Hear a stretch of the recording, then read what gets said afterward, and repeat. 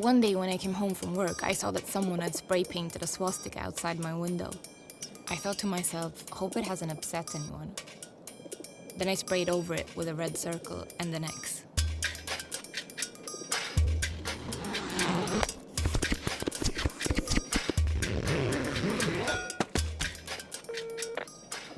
Hallå? Hej pappa! Jag ska gå på filmfestival i Tel Aviv, Israel. Lycka till på resan. Du reser ju överallt hela tiden. Men det ska bli kul den här gången. Ja, det kan jag tänka mig. Jag som tänkte att vi skulle resa dit tillsammans.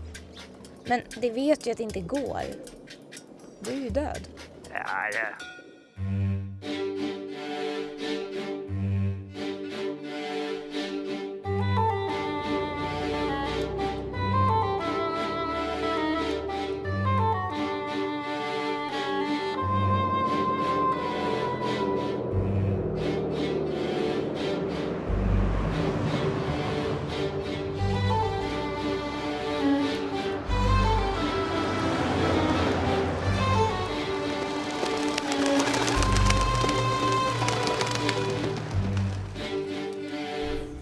I'm on a bus with other film students.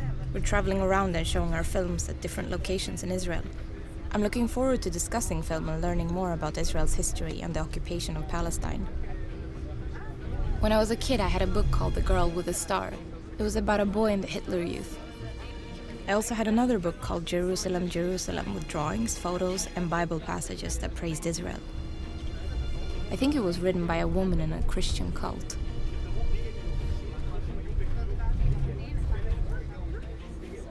I think back to the swastika and realize it was meant for me and the menorah I had in my window.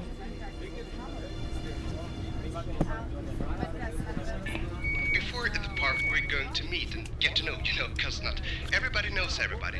So everybody will say their names and what else. The park. And after the park, it's party time. That's it.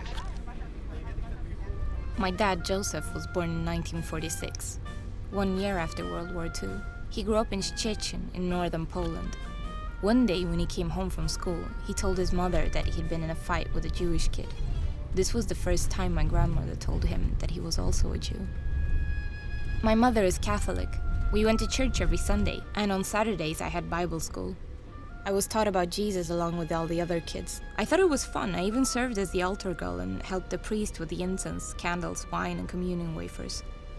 So, where are you from? I'm from Sweden, from Stockholm. Oh, you're so dark for Swedish. Yeah, I know, my parents are from Poland, so... Okay. My dad never told me why he had to leave Poland with his family and move to Sweden in the early 70s. The reason they moved was because of the Polish anti-Semitic campaigns. It caused my grandmother to lose her job as supervisor of all the national communist preschools in their city. Jews were called Zionists and thought of as a wandering group who conspired on behalf of Israel and the United States. The Jews were accused of both cosmopolitanism and nationalism.